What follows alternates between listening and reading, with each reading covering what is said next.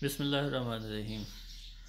Dear students, आज मैं आपसे political science Bahauddin Zakaria university LLB 5 साल प्रोग्राम के तहत पहले साल में दिए गए पेपर पॉलिटिकल साइंस के हवाले से बात करूँगा।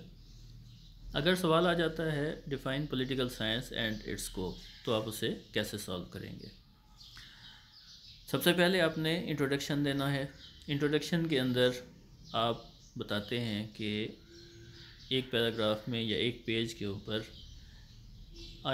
आगे आप इस सवाल के अंदर क्या कुछ लिखेंगे, यानी कि एक समरी बना के आप उसके अंदर बयान कर देते हैं कि क्या क्या कुछ आपने इस सवाल के अंदर लिखना है। कोशिश करें कि ये अपनी तरफ से तैयार करें। आपकी दूसरी हेडिंग होगी मीनिंग ऑफ पॉलिटिकल साइंस, यानी पॉलिटिकल साइंस क्या है। तो बुनियादी तौर पे पॉलिटिकल साइंस जो है वो गवर्नमेंट एंड पॉलिटिक्स की थ्योरी और फंक्शंस के ऊपर फोकस करता है, 4 मुख्तलिफ सतह के ऊपर, लोकल, स्टेट, नेशनल और इंटरनेशनल लेवल के ऊपर। यानी ऐसा मजमून जो 4 मुख्तलिफ सतह के ऊपर गवर्नमेंट और पॉलिटिक्स को एनालाइज कर रहा हो, उसके ऊपर फोकस कर रहा हो, वो पॉलिटिकल साइंस कहलाता है।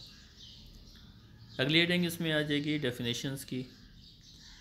डेफिनेशन आपने कम से कम 3 मुख्तलिफ ऑथर्स की जो है वो उसके अंदर बयान करनी है, जो कि उनके अपने अल्फाज में हो। ये डेफिनेशंस मैं नीचे डिस्क्रिप्शन में भी शामिल कर दूंगा। इसके अलावा भी आपको कोई और डेफिनेशंस मिलती हैं तो वो भी आप उसके अंदर शामिल करें। जितने ज़्यादा डेफिनेशंस देंगे उतना ज़्यादा आपके लिए फ़ायदेमंद होगा। फिर आगे आप बयान करेंगे स्कोप। अच्छा, डेफिनेशंस के हवाले से अब मिसाल के तौर पे 3 ऑथर्स की बड़ी मुख्तसर सी डेफिनेशन है।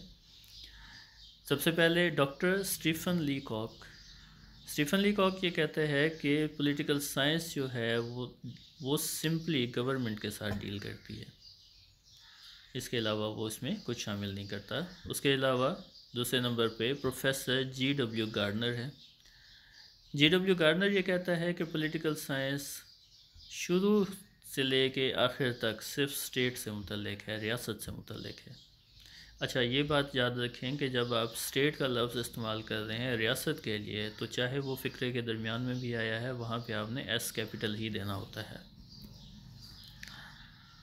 उसके अलावा एक फ्रेंच ऑथर हैं पॉल जेन, वो कहते हैं कि पॉलिटिकल साइंस सोशल साइंसेस का वो हिस्सा है जो कि फाउंडेशन ऑफ स्टेट और प्रिंसिपल्स ऑफ गवर्नमेंट के मुतालिक डील करता है। यानी गवर्नमेंट की बुनियाद कैसे रखी गई है, स्टेट की बुनियाद कैसे रखी गई है, और गवर्नमेंट के जो उसूल व ज़वाबित हैं, काम करने का तरीका है, वो क्या है, वो उसमें बयान किया जाता है।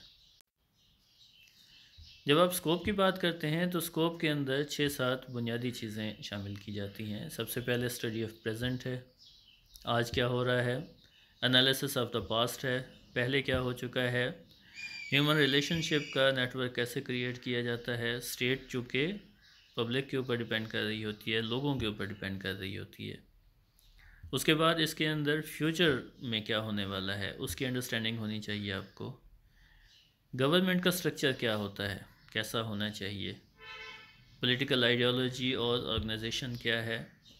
इसके अलावा भी कोई वेरिएबल्स हो सकते हैं जो कि आपके उस पॉलिटिकल साइंस से डील करते हैं। ये सारे हेडिंग्स जो है ये मैं आपको नीचे डिस्क्रिप्शन में बयान कर देता हूँ। इसमें मुख्तसरन हम ये देख लेते हैं कि आप माजी को सामने रखते हुए हाल का जायज़ा लेते हैं और मुस्तकबिल का फ़ैसला करते हैं। लेकिन हर सूरत में पॉलिटिकल साइंस जो है वो सिर्फ रियासत और हुकूमत से ही मुतल्लिक रहेगी, या इसे आप यूँ भी कह सकते हैं कि लोगों का जो सियासी रवैया है वो पॉलिटिकल साइंस में डिस्कस किया जाता है। मज़ीद मालूमात अगले लेक्चर में इंशाअल्लाह। Thank you.